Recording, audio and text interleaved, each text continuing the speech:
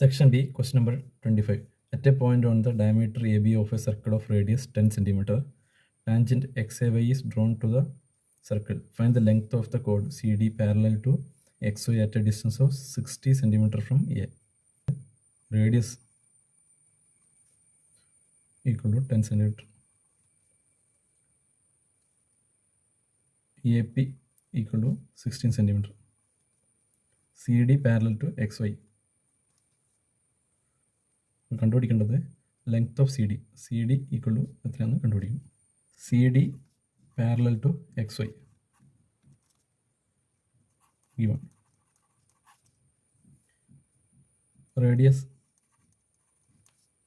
O A perpendicular to X Y. ഇത് equation number 1, ഇത് equation number 2. From 1 and 2 we get OP perpendicular to CD, angle CPO equal to 90 degree. ഇത് 90 degree ആണ്. അപ്പോൾ നമുക്ക് ഈ triangle Pythagoras theorem use ചെയ്തിട്ട് ഈ length കണ്ടുപിടിക്കാം. നമുക്ക് ഇത് റേഡിയസ് ആണ്, ഈ ഡിസ്റ്റൻസ് നമുക്ക് അറിയാം, കാരണം ടോട്ടൽ AP 60 ആണ്. അപ്പോൾ ഇതിന് റേഡിയസ് മൈനസ് ചെയ്താൽ ഈ ലെങ്ത്ത് കിട്ടും. AP is equal to OA plus OP. Therefore OP is equal to AP minus OA. That is AP is 60. 60 minus 10. Radius is 10. Therefore OP equal to 6 cm. In triangle CPO by Pythagoras theorem,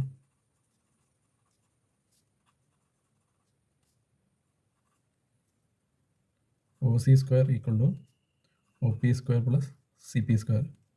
Therefore CP square is equal to OC square minus OP square. That is equal to OC എന്ന് പറയുന്നത് 10 cm. 10 square minus OP is 6 square. That is equal to 100 minus 36. So CP is equal to square root of 64. That is equal to 8 cm. Equal to 2 CP. That is CD is equal to 2 into 8. That is 16 cm. Length of the chord CD is 60 cm. ഇതാണ് നമ്മുടെ answer.